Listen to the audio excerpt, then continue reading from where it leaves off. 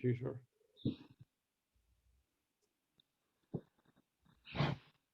Over to you, Michael. Good evening, everyone. You're very welcome to LGBT History Club. I hope you're all well.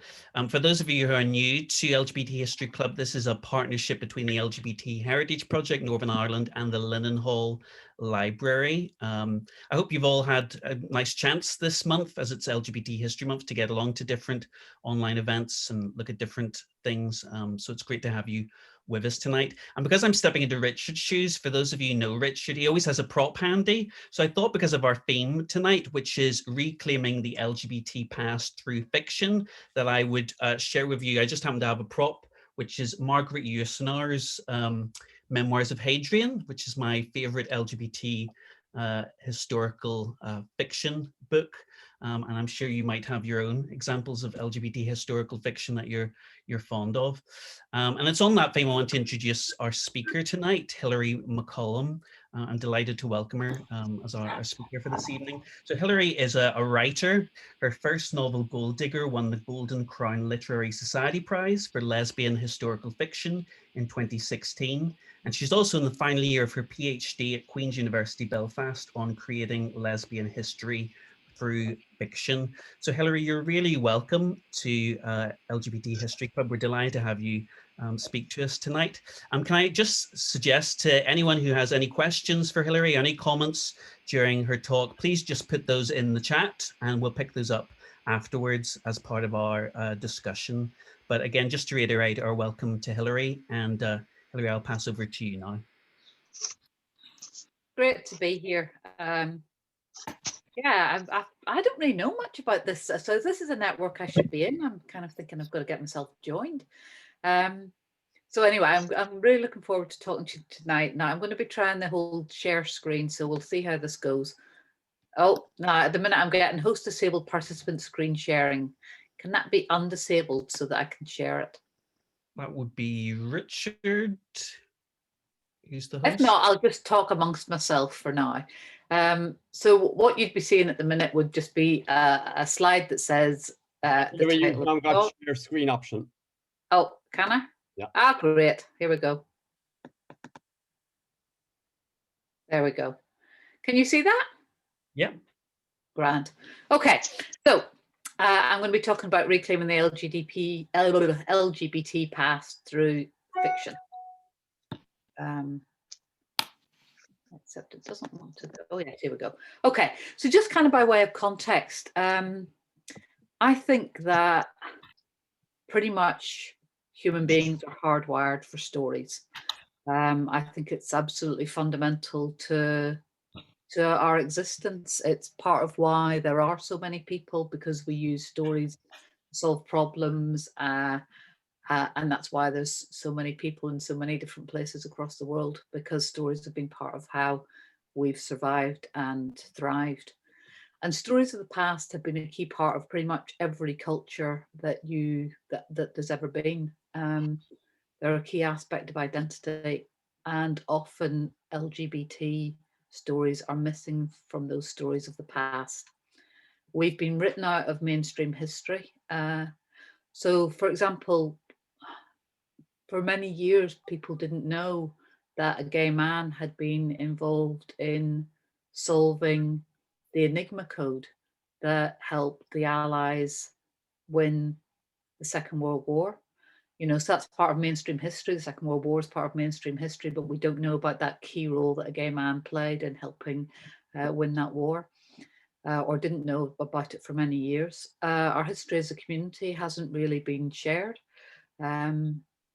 So again, if you think about the reaction recently to It's a Sin, like for a lot of people in the straight world, that the whole idea of how many gay men died in the 80s during the AIDS crisis was kind of news to them.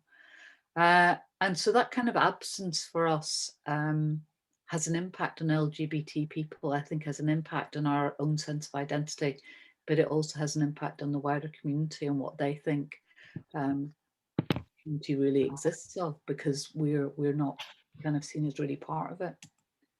So it's very important that we have and reclaim the LGBT past. And historians are doing a great job on that. Amateur historians and professional historians, but history relies on records. That's what historians do. They track down records and they piece them together and they come up with a story of the past. And recorded history is absolutely dominated by the lives of men. Women hardly really make much of a look in for kind of great swathes of history. And I think that is part of why a lot of LGBT history has been dominated by the lives of gay men. Partly there's the criminalization issue. It means that there's things to research. So for example, when we were talking about Tom's work on gay men in early 20th century Belfast, that was because he was able to track down trial records and newspaper reports about them. I think you mentioned earlier the oh, what's it called again? The story of Hadrian. Can you remind me the title, Michael? Yeah, Memoirs of Hadrian. That's right, Memoirs of Hadrian. She was interviewed about that book, and she said that she thought it was virtually impossible to have written a story from that period from the perspective of a woman, because they didn't go anywhere and they didn't get to do anything. So there's a whole issue about, you know, who's part, you know, who counts in our history and how do you try and get a sense of that history. So we've got criminal records, mostly men, wealthy and famous people, also predominantly men, or were there women more likely to be white, much more likely to be white, and much more likely to be wealthy. So you've got all these unrecorded and suppressed histories that kind of history with a capital H, kind of traditional history can't give us. I'm going to be focusing on lesbian histories because I write lesbian historical fiction and I study lesbian historical fiction, but I think there's a read across to most of the other strands, so we can talk about that as we go into the discussion. And I guess I would call this kind of lesbian history problem. Lesbian history is elusive because we often don't have records. The records that we have are fragmentary, they're opaque, they're skewed. The records about the lesbian past prior to the 19th century are almost entirely written by men. They're written by men in their role as people who enforce criminal and church laws. They're written by men who are pornographers and voyeurs. Very few of them are written by women who are attracted to other women. There's the whole vexed issue of did they do it and what would constitute evidence that they did and how much did it matter? So often you're reading between the lines. And that creates a lot of invisibility about the lesbian past, which I would call a form of epistemic violence. So it's a violence of knowledge production and knowledge sharing. And lesbian historical fiction gives us a way out of that, or a way through it. It gives us a different means of narrating the lesbian past. It allows us to have visible and embodied female same-sex attraction in the past. Historical fiction is a hybrid form. It's part history, part fiction. It draws on historical records, but it's able to imagine into gaps between historical records. And I would argue that it creates meaningful knowledge. So some historians would say, you know, history, that's the truth. Those are facts, and fiction's all made up.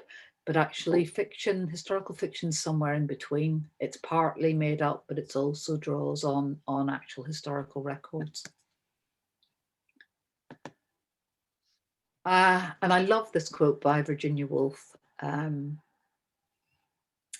prefer where truth is important to write fiction. And I think one of the things that she's getting at there is different forms of knowledge. And I think in the West in particular, we've been encouraged to believe that analytical knowledge, factual knowledge, is the single most important type of knowledge, and being discouraged giving that same status to intuitive knowledge.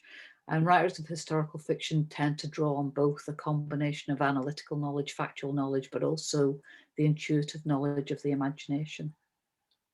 So I thought I might just pause there and maybe people could kind of throw in some of their favourite novels or films. maybe just kind of talk about some of the ones that people are interested in, and then we'll see where we might kind of go with some of that later. But if anybody wants to throw in, I might just come out of, oh no, I didn't want to do that, too late. Anyway, that's what I've done. So I thought I would just come out, and if anybody wants to throw in any kind of films or novels that they're interested in about the LGBT past, it'd be interesting to hear ones that any of you like. Have I put you all on the spot now? Oh, there's Siobhan. I'm gonna say Emma Donoghue's Stir Fry as a novel.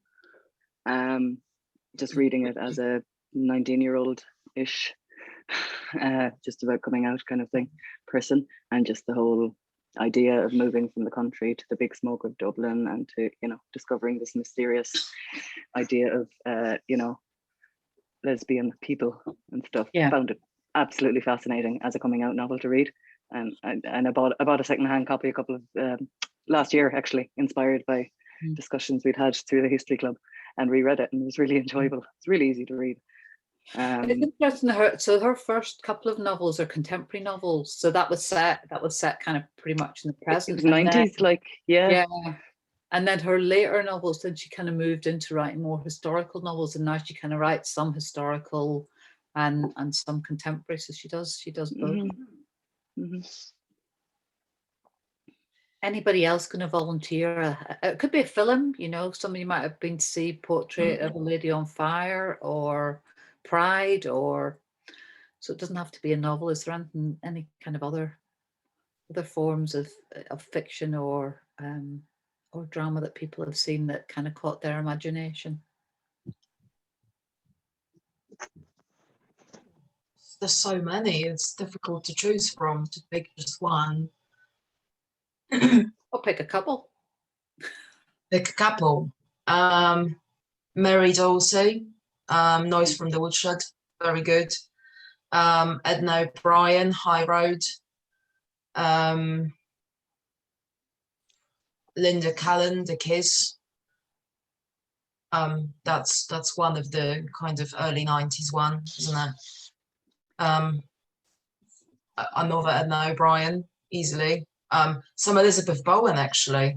Yeah. In fact, that you know, that I remember reading, and I was thinking, oh, hello, and now I'm writing about it alongside writing about your fiction as well. So yeah, so trying to find a link there, which is very exciting. But mainly novels for me. Films, I'd say. I don't remember the title, of course, but it is about a privileged boy. They go on holidays in France.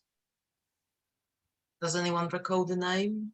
Is it Call Me By Name? That's the one. Yeah. Yes. That's a very good film. Yeah. So we might come back to talk about some of those fictional representations and films and kind of what they add or how they're different perhaps than history. So I'm going to go back to miss sharing of the screen, which may mean I now have to start. Oh no, will it let me resume from where? I don't know if it'll let me resume. No, it's not. I'll have to start at the beginning again. See, this is my technical incompetence. We're not going to worry about that. So I'm going to talk about one of my favourite historical novels, which is Patience and Sarah by Isabel Miller. It was the first lesbian historical novel I read, or a LGBT historical novel that I read. I would have probably read it in, I think, the 1980s. Yeah, I'm pretty sure. So for those of you who don't know it, it's set in 1816 in rural America. And it was written by Isabel Miller, whose real name was Alma Reutzong. She was already an established writer, and she went on holiday. And when she was on holiday, she came across the folk art of a woman called Mary Ann Wilson in a museum. And this is one of Mary Ann Wilson's, the mermaid picture on the left.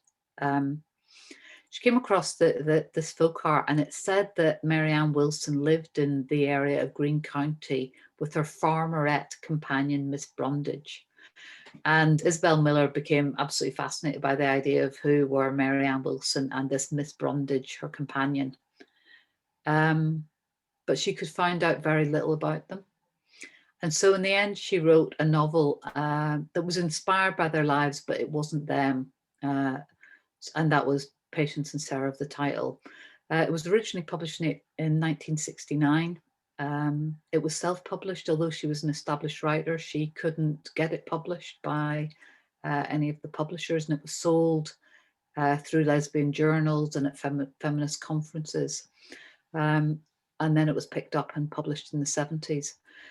And what she said about her research, she tried to research these two women and found very, very little. And she wrote, "We are provoked to tender dreams by a hint." And that novel was really influential in opening up the lesbian historical fiction genre. Sarah Waters said of it that it opened up the possibility for imagining lesbian life in the past. And since I've mentioned Sarah Waters, I thought I may as well get in about Sarah Waters' first novel, Tipping the Velvet. When she was interviewed about it, she said that she had set out to reclaim the late Victorian era for what she called a modern lesbian agenda. So for those of you who don't know Tipping the Velvet, it's written as a Dickensian coming of age story, and it's a coming out novel set in the 1890s between Whitstable and London. But I was interested in this idea of a modern lesbian agenda. And I think for me, historical fiction, and in fact, I think the study of history generally is always about the present as well as about the past. And one of the things that writers do through historical fiction is look at issues that are relevant in our contemporary lives, but they look at those issues through exploring the past. And writers often of lesbian historical fiction often look at women's position, often the restrictions that are put on women. Issues around violence against women and girls are very common. But also the power and joy of relationships between women is a kind of theme from both the past and the present. Issues of homophobia and issues of female agency. And I'll talk a bit about female agency because it's one of the things that I think is very characteristic of lesbian historical fiction. Well, in fact, lesbian fiction generally. And I think that lesbian readers are crying out for women who actually do things in the world. And often in lesbian historical fiction, you have characters who take actions that are usually the preserve of men. They rescue children from burning buildings, they fight slavery, they fly planes, they fight fires, they sail ships, they're pirates, they're spies, they're revolutionaries, they're doctors, they're detectives, they're all sorts of things. And I think it responds to that longing that we have for representation of female agency. Excuse me there, Hilary. So, Excuse me, Hilary. Because people ask questions, I think a number of people are now unmuted. So can everyone apart from Hilary mute themselves? Because there's a bit of background noise affecting the recording. So just mute yourself and then Hilary will continue talking and it'll be a bit quieter in the background. Thank you. yeah, okay, shall I carry on? Yeah, so some of these themes around kind of female agency, but also around women's position are very strongly displayed in quite an early lesbian historical novel, which is Somerville Show by Sylvia Townsend Warner, which was published in 1936. It's a novel of class and gender politics and choosing revolution over privilege. I guess the reason I want to just talk a little bit about it is the fact that the history of lesbian historical fiction goes back a long way. I think I would consider the first lesbian historical novel to be Renée Vivian's A Woman Appeared to Me, which was published in French in 1904. It wasn't available in English until the 1970s, but this was a novel that was available in English in 1936. The main character, Sophia Willoughby, is propelled by the personal into history. And becomes politicized after falling in love with her husband's mistress, Minna, during the 1848 French Revolution. And she realizes that her husband, Frederick, exploits both of them. Frederick doesn't become involved in the revolution. Instead, he uses the legal power invested in him as Sophia's husband to deprive Sophia of access to her own money when she defies him. And the novel also brings the personal and political together in Minna's embedded narrative of anti-Semitic persecution in a pogrom in Lithuania. And the telling of that is Sophia's first mesmeric encounter with her future lover. I'm just going to read a little bit from there. It says, "All round were people running. I heard their feet striving in the snow, the thud of large feet and the patter of small. And behind us came the pursuers, shouting and jeering like cattle drivers. Suddenly at my side there was a scream like a flash of lightning, and the hand that dragged me forward let go, and I ran on alone, tearing at the knotted shawl." And at the time that Sylvia Warner was writing this, anti-Semitism was on the increase across Europe, particularly in Nazi Germany, obviously, but elsewhere across Europe. So as well as that story that Minna tells, reflecting the reality of anti-Semitic persecution in Eastern Europe in the 19th century, it also reflects anti-Semitic persecution in the 1930s, a time when Sylvia Warner was writing in Europe. And that's something that happens a lot in lesbian historical fiction. You get you get these allegorical readings.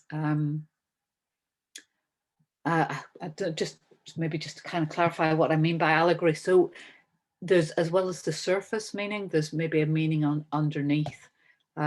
So in the case of Sylvia Townsend Warner, it's a novel about anti-Semitism in the 1930s, as well as a novel about anti-Semitism in the 19th century.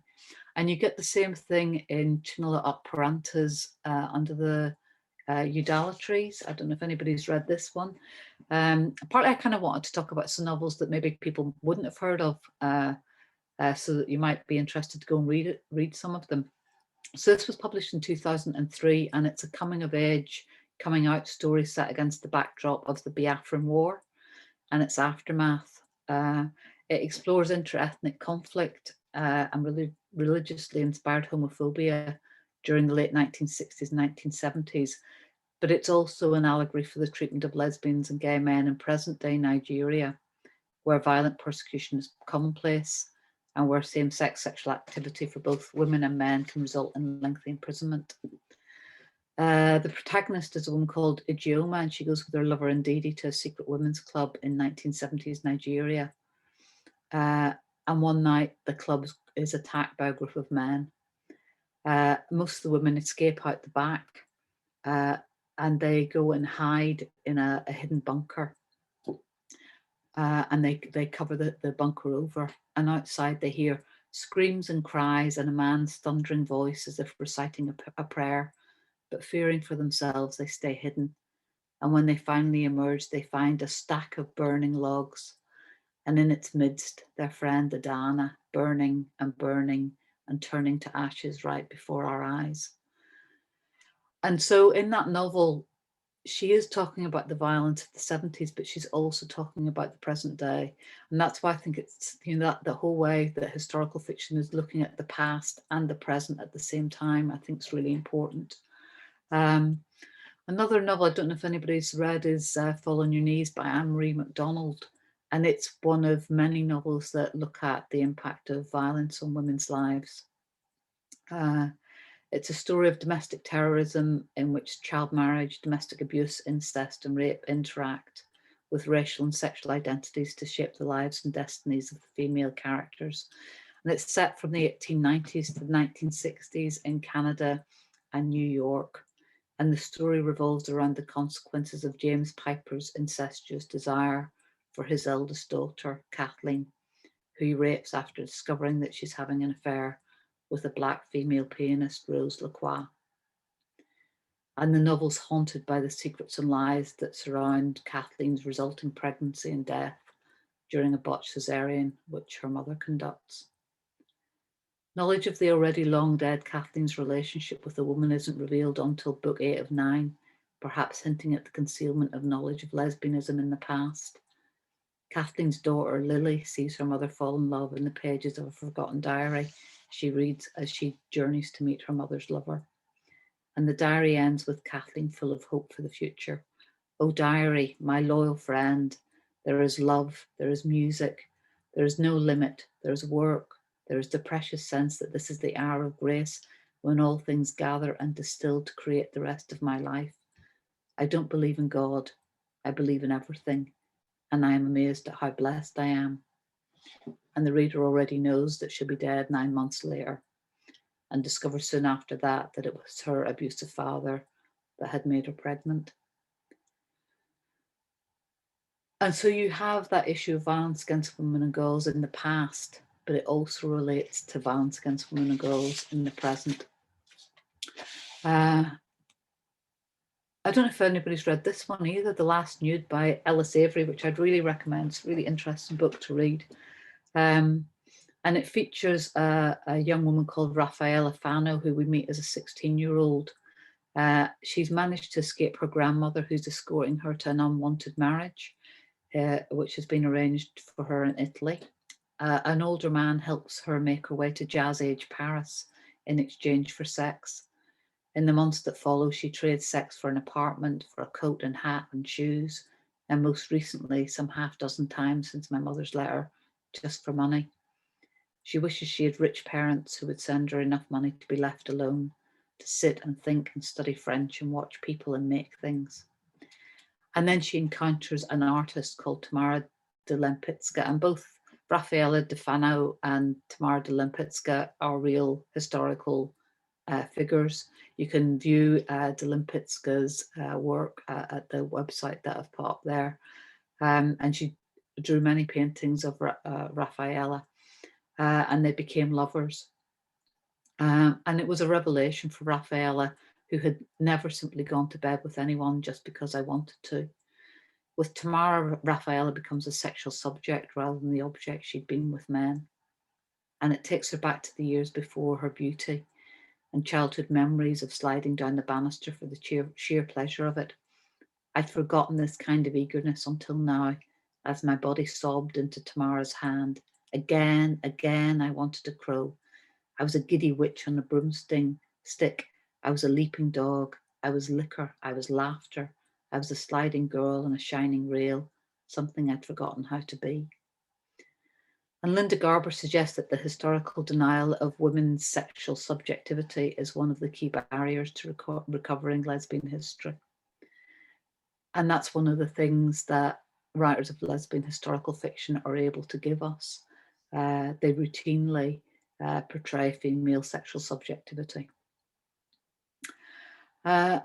Most lesbian historical novels until the 80s were written by white women, but more and more novels exploring Black lesbian experience have emerged since, and I just wanted to touch on one by Neil Hopkinson, The Salt Roads, which is set between 4th century Egypt and 19th century Paris, and an 18th century slavery plantation.